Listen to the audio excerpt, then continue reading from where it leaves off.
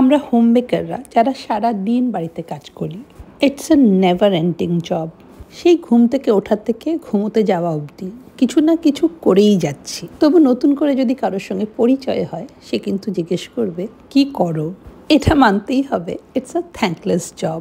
যাই হোক, সকাল থেকে একের পর এক কাজ সামলাতে সামলাতে by evening I was totally drained out. এমনি সিটি সেন্টারে আমার আসাই হয় না, দরকার পড়ে না, তাই আসি না। তবে আজকে বেরিয়েই পড়লাম।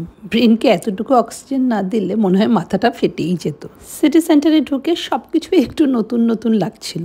এই তো পাশেই থাকি, সামনে দিয়ে কতবার যাওয়া আসা করি, কিন্তু কোনোদিনই ঢোকা হয় না।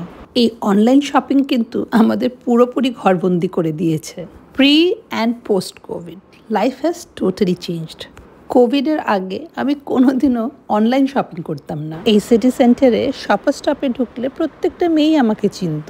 কিছু কিনি না কিনি, I to sit and chat with them. নতুন কি কি মেকআপ প্রোডাক্ট লঞ্চ হয়েছে ওরাই আমাকে বলতো।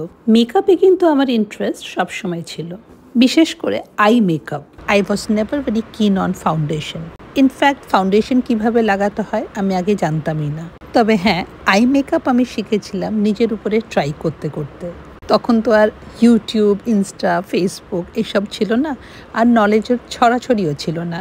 তখন একটাই ওয়ে আউট ছিল, ট্রায়াল অ্যান্ড এরর। এটা ওটা ট্রাই করতে করতে যেটা ক্লিক করে যায় আর কি।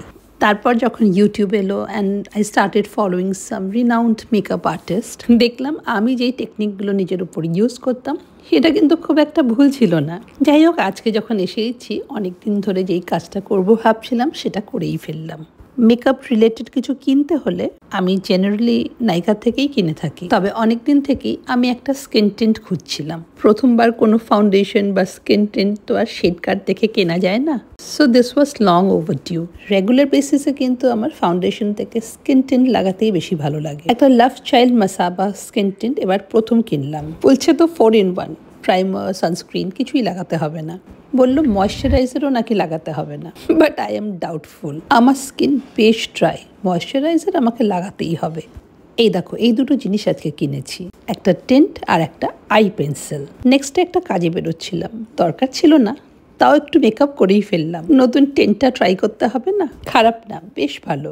আমার মতন যারা হেভি মেকআপ পছন্দ করো না, I think this is a good bye. তোমাদের দেখে কি মনে হচ্ছে?